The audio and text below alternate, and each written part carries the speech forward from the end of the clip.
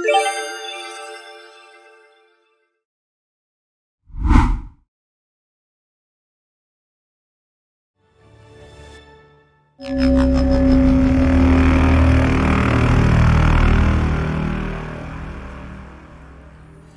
the peaceful world of Ember, the Alliance of Nations prospers, free of scarcity and injustice, a utopia for all.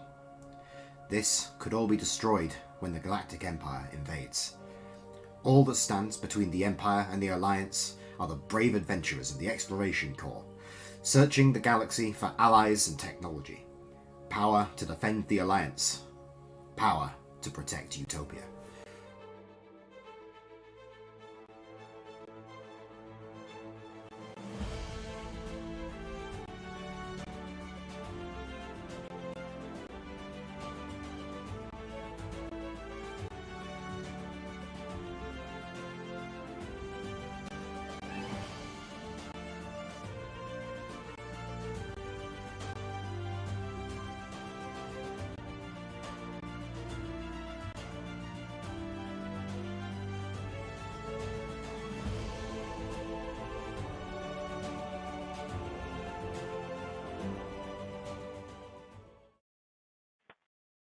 Good evening, everybody. Welcome back to the 5e Frontier. A belated Happy New Year from all of us to everybody. It's been a little while getting set back up again in the new year, thanks to various disruptions. But we're back, we're playing, and we're going to be back every week bringing you fresh new D&D 5th edition content. So I'm Patrick. I'll be the GM for the session this evening. Joining me are, in no particular order, Jord, who will you be playing tonight? Hi everyone, I'm Jord. I'll be playing Caladus Napdale tonight. Wonderful. We have Simon. Hello, I'll be playing Rowie Watana, the mission specialist. And last but certainly not least, we have Marat. Hi, I'm Marat. I'll be playing Zitai, the local man too angry to die. And I'll also be Dismas in the chat. Wonderful. We will also have Brad joining us back again a little later on this evening. Having been called in to work, he's had to stay a little later than normal, but he will be joining us as normal about halfway through the session. So we're jumping into sort of like the second arc, the second season of this campaign. The campaign so far has followed the crew of a starship crashed on an alien and hostile moon. They've had to contend with the local wildlife. They've had to contend with the local people, but they've made some friends and they've made inroads into surviving on this strange world. And we'll be picking back up with them in just a moment. But first, I just want to mention a couple of procedural changes that we're doing going into Season 2, as it were. In terms of the live streams, we'll just be doing an extra break during the live streams. We're doing 2 breaks rather than 1.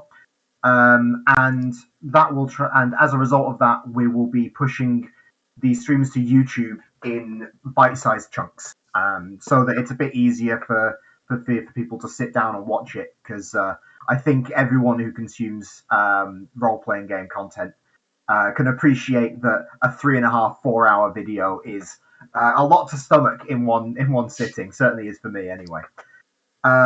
So without further ado, let's jump back into the game. So when we last saw our heroes, they had just helped the Yoruba people, a species of sentient lions, defend their village from a raid. The aim of this raid was to steal a number of large crystal spheres. These spheres are important as they are the object of Sovereign's game. Sovereign is a dragon who lives on the island that the characters have crashed on, and he pits the tribes against each other. At the end of a 10-year period, whichever tribe has the fewest orbs is decimated. 1 in 10 of their population is killed. So naturally, no tribe wants to be the one with the fewest orbs. The players helped the Yoruba defend their orbs, and they've been sort of honorary, been made honorary members of the tribe, despite the fact that they're very small and very weak by comparison to the Yoruba. Following that, they're going on a quest now to seek another tribe. These are Malak people that they're going to speak to. They are humanoid rather than sentient lions. But the reason that they're going to see them is because they contracted, or at least certain members of the group contracted, a local affliction of what they believe to be a giant botfly infestation. These maggots, these larvae, will grow underneath the skin of those afflicted, and will eat the victim from the inside out if not treated. The Yoruba, their skin's too thick for the giant botfly to really make a dent in, and they don't really have any medicine or clerics of the right nature in the tribe. So, as part of the payment for their help defending the tribe, they're escorting the characters to one of the villages controlled by the Malak people. So the characters are on this journey when we rejoin them. The expedition isn't particularly large. There's maybe 7 Yoruba in total, and the party, plus the party's follower, a intelligent monkey named Little Drummer Boy. The group is in 2 canoes. The Yoruba use canoes to travel up and down the river that they live next to, with complex devices, clockwork in nature almost, that they use to connect their paws to the oars of their canoes. As we rejoin the group, you guys would all be on one of the canoes. It's the second in the procession, so it's not particularly. You don't need to be on lookout or anything. The Yoruba are kind of handling that. But the canoes are quite big. You've got a bit of space to spread out and do your own thing. And you've been stopping every evening. You've stopped once. This is the second night. As we jump back into the game, what would you guys be doing? Midday on a journey like this. Maybe we'll start with Rowie. So midday, I guess I'll be trying to get some shade from the sun, to be honest, because it has been quite warm lately. Hmm. So I'll be sheltering from the sun, and then I guess I'd also be kind of keeping an eye on the horizon to try and see what landmarks I can see to kind of jot a map as such, as rough as I can make it, so I can understand the land masses a bit better. Yeah. So from the village, from the Yoruba village, you've headed southwest along the river downstream. You've been down this way before. You came upstream towards the village, but you've gone downstream in the canoes.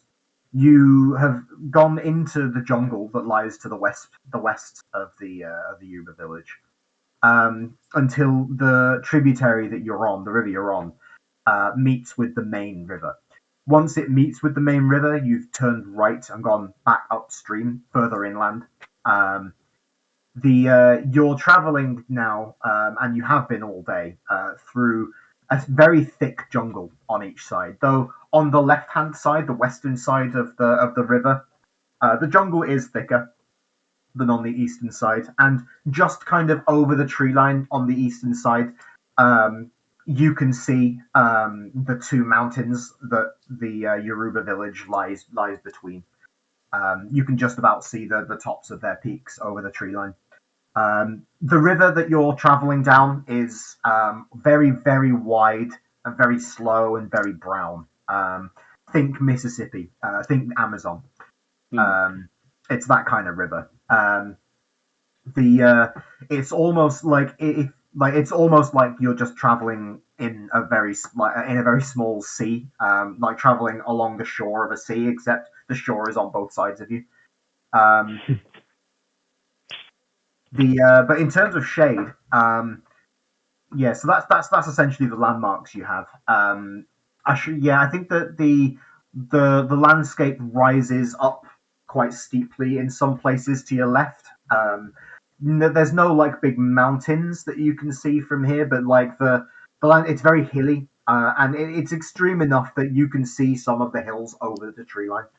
Um, the moon you're on, the planet you're on, has relatively low gravity, and that leads to formation of hills that are a bit steeper and more severe than we're used to here on Earth.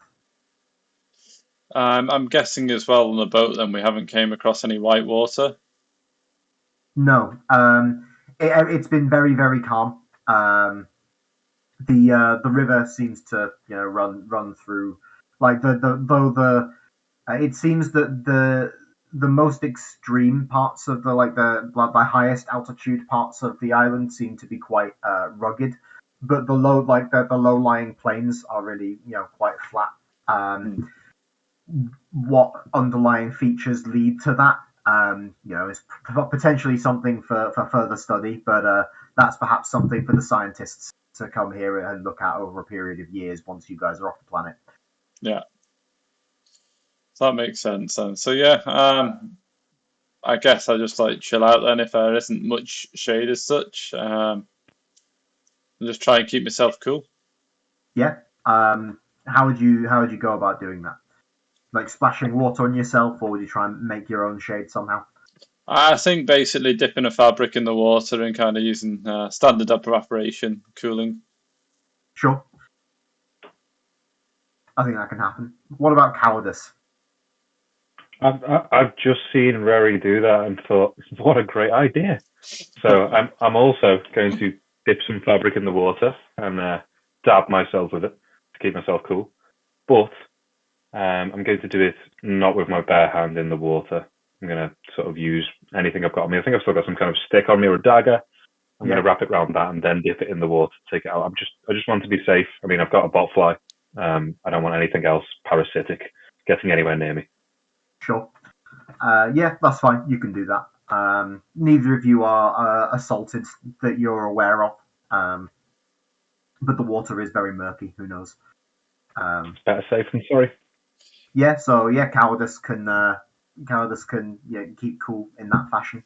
Is there anything in particular he's paying attention to in his surroundings? No, just I mean, I'd have a look at the water, see if there's any large sediments in it, see if there's any idea of if there's any trouble upstream at all, if there's anything that's dislodging anything in the water. But yeah, just keen on seeing what the water's consisting of sediment wise.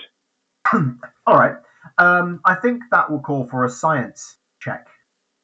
Yeah, I think just it's curious. Yeah, I think just a straight science roll. I guess chemistry would be the most applicable one out of the skills that are listed. Though just straight Okay, science is fine if you want. okay, that will put me at. Let's have a look.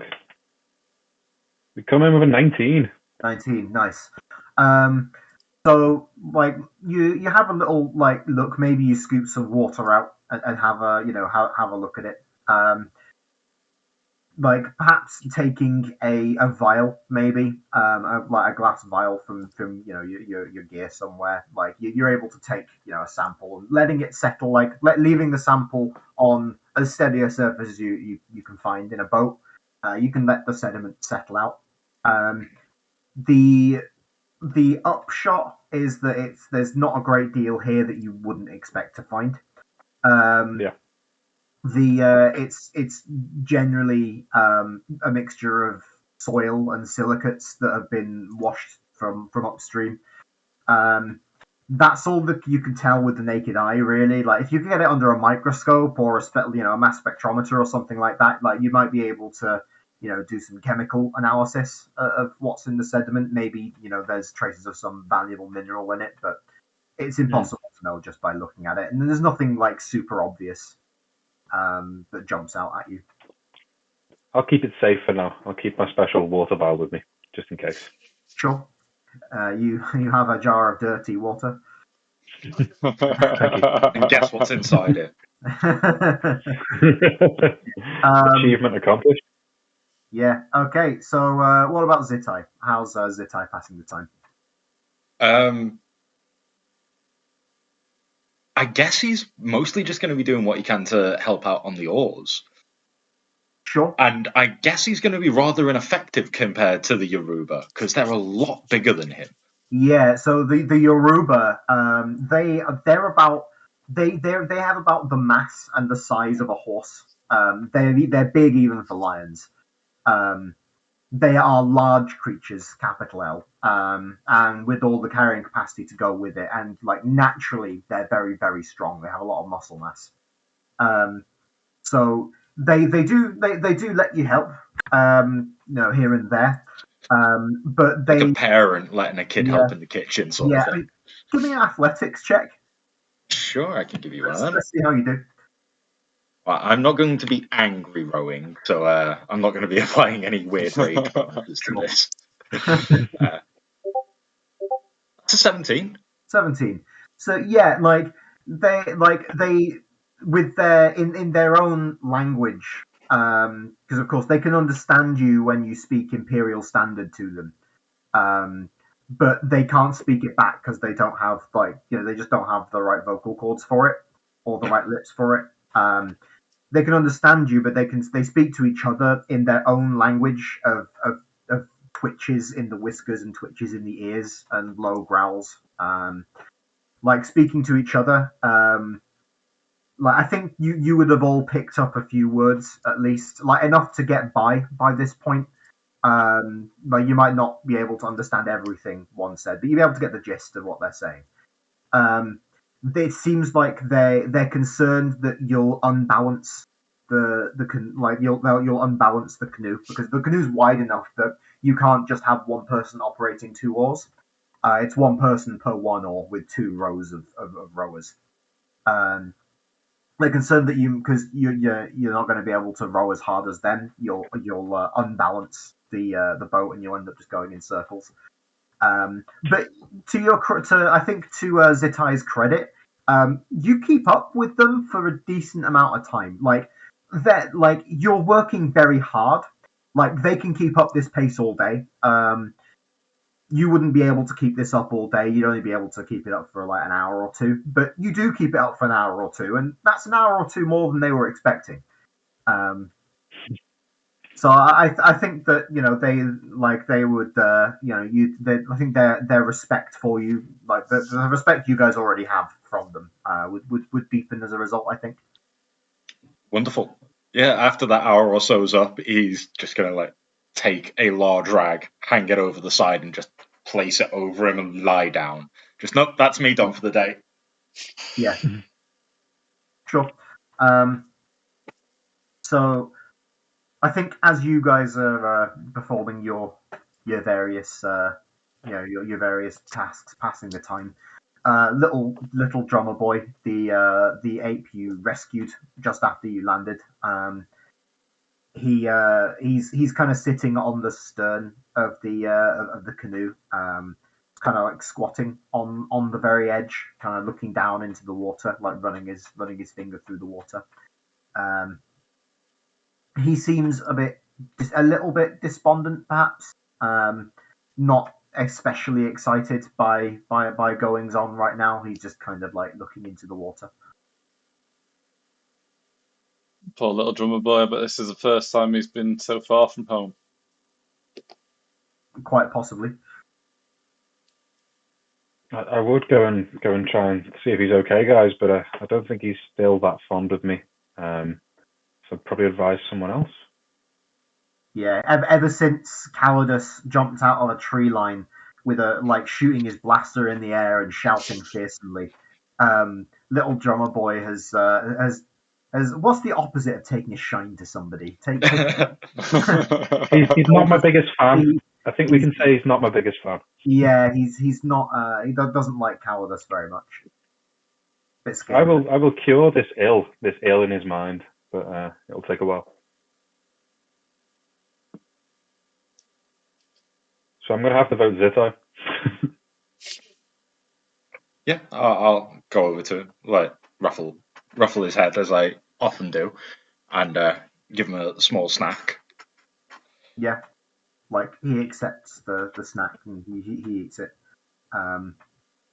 As he eats it, he just kind of looks at you and he taps using his finger, like he taps a little rhythm on the side of the boat. Is it the same rhythm that he tapped out when we first met him? It is, yeah. I'll tap out the little one that Zitai made for himself. Yeah, Just like as the call and response. yeah. He listens to it, but he doesn't seem to do anything for him. He just kind of looks back into the water. Guys, I think he's homesick. He could just be hungry. I've just fed him. Maybe he wants Feed him some again? fish. I think he's homesick. We can't really do anything about that, but we could do things about food. So I prefer it's food. Just because you'd prefer it to be that doesn't make it that. Make him be hungry, Zitai. Make him be hungry instead of homesick. It'll be a distraction. Think of it like that.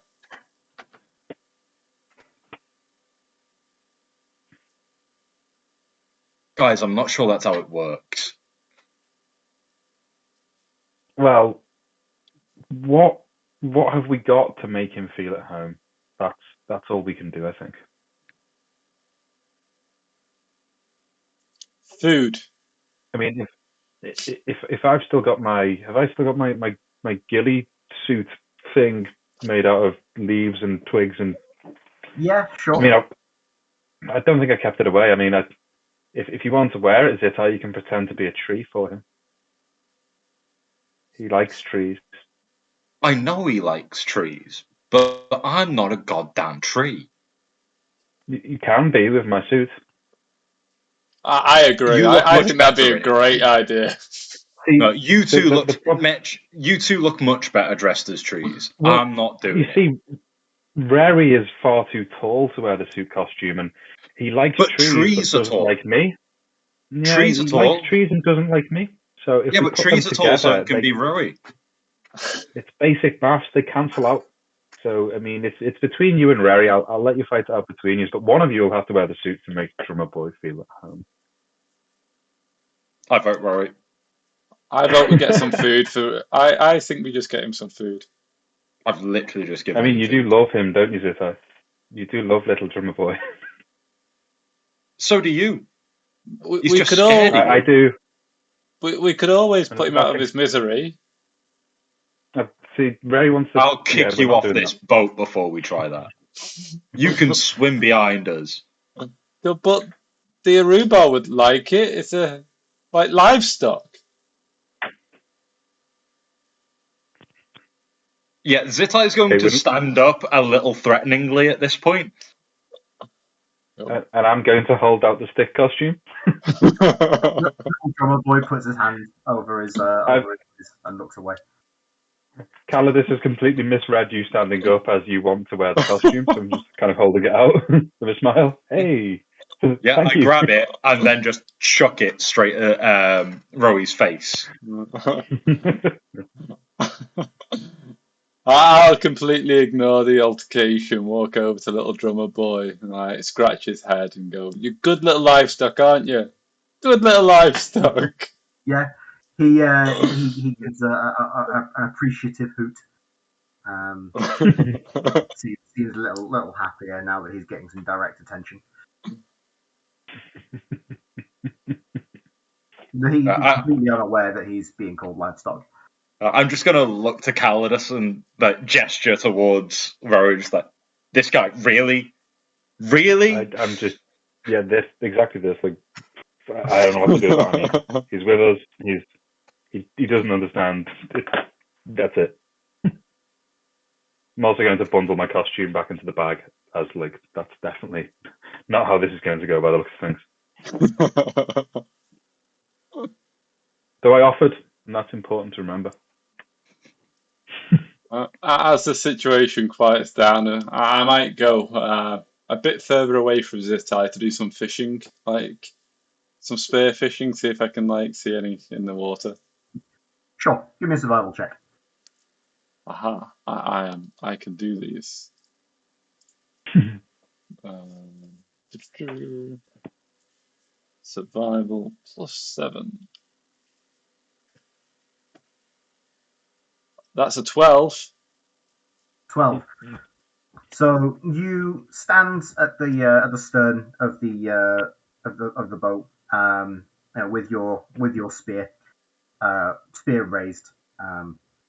The issue you run into is mostly that the water is very murky, so it's difficult to see anything more than a foot or two deep. Um, so if there's anything deeper than that, you could spear it. It's within your reach. It's just you wouldn't know if something was there. Um, you are able to you do spot the occasional fish, and you spear a couple, though it's not it's but spearing fish for a couple of hours, you probably only net yourself enough for a meal for one person. Still, Okay. it's not nothing though, and enough fish for a meal for one person is enough fish to make four people's meals a bit more interesting. Yeah. And it's fresh. So that's the thing.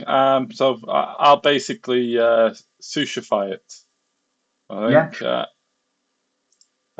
make some sushi kind of thing, hand it out to everyone.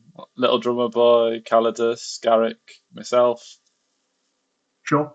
Yeah, you go to dissect the fish, to get the meat off them and the scales and bones out. Hmm. You note, I think, that a couple of times when you're dissecting these fish, you're you get static shock off them. Static shock. Hmm. That's interesting. I'm glad I You didn't catch use on a the line. line if there's an electric consistency. It's not major. It's just little click and then ow. You know it's not hurt you at all, but it's just a bit of a startle. Interesting. Hmm. Yeah, the Something. fish. Yeah, the fish Get themselves are kind of blue and bluey brown in color, and they've got their scales are kind of opalescent and kind of shiny along their backs. right. Okay. So if I do start to fly fish with little drummer boy's fur, I'll need to get some like rubber or something to insulate myself. Maybe. Yeah. I Okay. think you should Noted. catch them with your hands. I think you'd be much more dexterous catching them with your hands.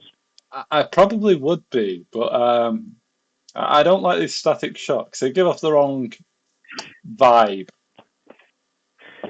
Yeah, I can agree. The vibes are off. Definitely But off vibes with these fish. I must say they look stunning. Beautiful. You say as you tear one of them in half with your knife to extract the meat from inside. Yeah. Mm. It's always Isn't good nature to have beautiful? the food looking nice. It's half the pleasure, right? Right? I think the food might think that as well, of course. Ah. Does little drummer boy perk up? Yeah, he seems interested in the food. Though, as has been diagnosed, food is not the root of his malaise. Distractions are good. Throw yourself into your work and all that. Welcome to real life, little drummer boy. Oh God. As Fabulous. you're dissecting this fish and handing out the sushi meat, a familiar face would approach you guys. He's a Running River is a friend of yours. He was almost like the village wizard for the Yoruba. As far as you're aware, he's the son of the previous chieftain, um, and the current chieftain kind of keeps him around, sort of as a joke, as far as you're aware, because he's kind of small and kind of scrawny. He's not really perceived as a threat to the leadership, so he's kept around as part joke, part mark of the new chieftain's magnanimosity in his victory. But he's agreed to come with you guys to act as a guide and as a translator, as part of the favor you asked from the chieftain in return for potentially saving the village from being decimated. Running River is his feelings were conflicted about it because he as far as he's concerned, he's worked long and hard to earn his place in the village, to earn what little acceptance he has. But on the other hand, he does not have a good life in the village, and this is an opportunity to explore more and broaden his horizons as well. So ultimately, he didn't put up too much of a fight to the idea. He would approach you guys. He takes out of one of his bags. He sits down in front of you and he puts on a mechanical hand. These mechanical hands are assemblages of wood and brass and wire and string that the Yoruba can fit over a paw and manipulate with their claws by extending and retracting their claws. And they essentially act as a hand that a humanoid would use. It's 4 fingers and a thumb. They're very difficult to use, and even the best operators of these hands among the Yoruba can't really match the manual dexterity of a humanoid with hands. But it does allow them to perform tasks that would otherwise be impossible for a creature with no opposable thumbs. Running River is somewhat renowned among the Yoruba for his skill using these mechanical hands, and he demonstrates it now as he takes a piece of hardened leather out of his bag. He takes a piece of charcoal out and starts writing a message on it. He writes in Imperial Standard, or at least a broken form of it that still exists on this long lost world. He writes. He also intones this in the Yoruba language. He's been doing this every time you guys have spoken for a while, speaking in his own language and then writing down what he's saying just to help you guys pick up the language a bit more. But he writes down that we're going to be stopping soon. We're entering another tribe's territory. It's customary that we exchange gifts when we pass through, but it's almost lunchtime anyway. What tribe? He puts the bark down. He takes a piece of fabric and erases his charcoal. He says he writes down. They're called the Intaba. They're not quite humanoids. They're more arboreal.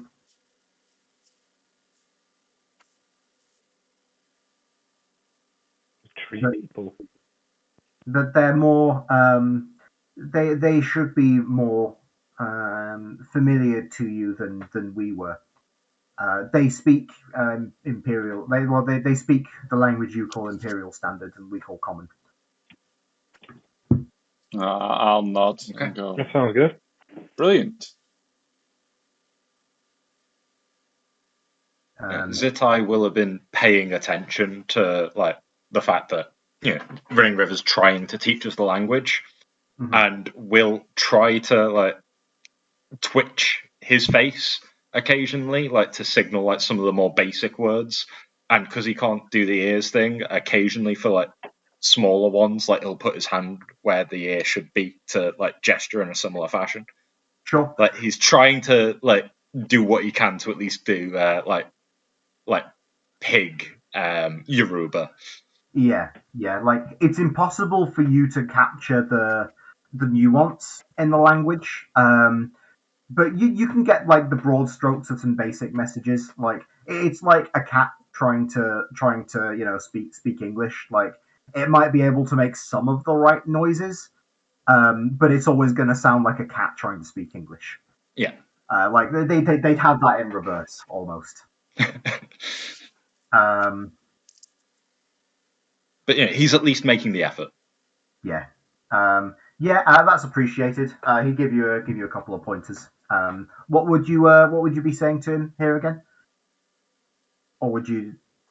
That was just in general, like when he's asking about like the tribe and stuff, he'll say it, but he'll also like do what he can to like make the gestures along with it as he's saying it. Yeah. He says. And if you want to go, like he says, if you want to go hunting, by the way, feel free. I think a lot of the I think that a lot of the warriors we have with us are quite tired from the rowing. They have not asked you to. I want to be clear. They've not asked you to go out and do some hunting. But I think it would be appreciated. I'm kind of just going to Great look idea. to Rowie and Calidus. I can't hunt. Well, we know that, but you can learn.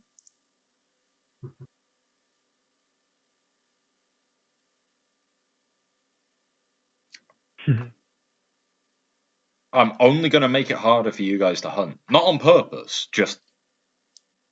But if you want me there, that's on I you. mean, you can't hunt.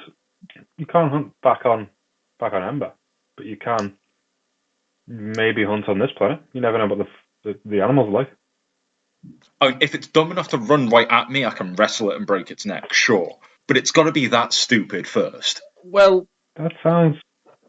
that's called things hunting us. That does happen. So I'm not hunting with you. I'm your backup in case something is hunting you. / bait. No, well, it begins. It begins with B. It's bait, not backup. Thank you. Fine. It's always better to have tough bait. Yes.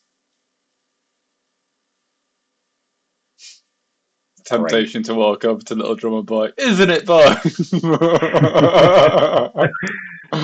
this about as we pull? Is this about as the canoe has pulled up? Yeah, like the canoes are pulling off on the western bank now. Yeah. Cool. I now shove Rowie over the side, just into the shallows as we're pulling up. Yeah. Are you contesting that, Simon? Are we doing some athletics checks? No. I'll do it in acrobatics to turn it into a swift dive, though. Sure. I'm going to see what I roll. Make it look like he hasn't annoyed me too much. That's a 17. That's a 17. I am skilled at this. Yeah. So that was what you meant to do anyway. He was just giving you a boost. As your form is immaculate as you plunge into the water. You're able to just about rescue the dive because the water is actually quite shallow here. Because you're right at the very edge of the river. But you pull off the whole thing with only a minor degree of inelegance. That's cool. Yeah. So it's getting up to about midday. Looking up, you can see the enormous purple blotch in the sky of the gas giant planet that Shrike, the moon you're on, orbits. Every midday on this planet, the sun. There's eclipse every midday as the sun is occluded by the planet overhead. It's called the lesser night. And it lasts only for a few minutes, but there is essentially a dark period at midday of every day when the whole world is plunged into a deep kind of purple light. As the only light from the sun reaching you is diffused through the deep purple atmosphere of the gas giant. That comes and goes, and as the other boats are being tied up. The Yoruba set up, they set up their camp such as it is. They tend to eat raw food, raw meats generally, the Yoruba, so they don't really make fires to cook with. But they clear an area of the low undergrowth, so that they can lie down and relax after a hard morning's rowing. They also seem to be clearing, like they're one of the trees nearby. They're clearing a couple of the branches of foliage, so if something was to sit on the branch, it could be seen clearly. Presumably, the Intaba are going to visit relatively soon, and they're preparing them a place to sit too. Well, that's fair. Yeah, according to your information, they won't be here for a couple of hours yet, most likely. So you've got some free time to do some hunting, perhaps. Sounds fair. Sounds fair. Just don't hunt any monkey-like creatures. Or anything we're not sure is to be hunted. Ask it if it's a sentient first. Yes. I think that's If it the best knows to idea. ask whether or not you know what question you're asking, we're in trouble. Do you have any special preparations you guys are making while having this conversation? I'm just getting the daggers out of my bag. I'm going to take my 5 obsidian daggers and follow Rory's lead. Okay. I'm going to apply my war paint as such. Get ready to kind of blend into the surroundings as best as possible. Brilliant. And what about Zitai? He's putting his shield down so that little drummer boy has somewhere nice to sit at the camp, stretching and getting ready essentially for if something tries to eat him. Just mentally preparing himself for I hate this job. Sure. Yeah. Okay. And with that, we will stop for our first break this evening. We'll be taking 15, so we'll be back at quarter to 9 now. So we've been the 5e Frontier. Thank you all for coming. Don't go anywhere, but perhaps grab yourself a drink and a biscuit, and we'll be back in 15 minutes.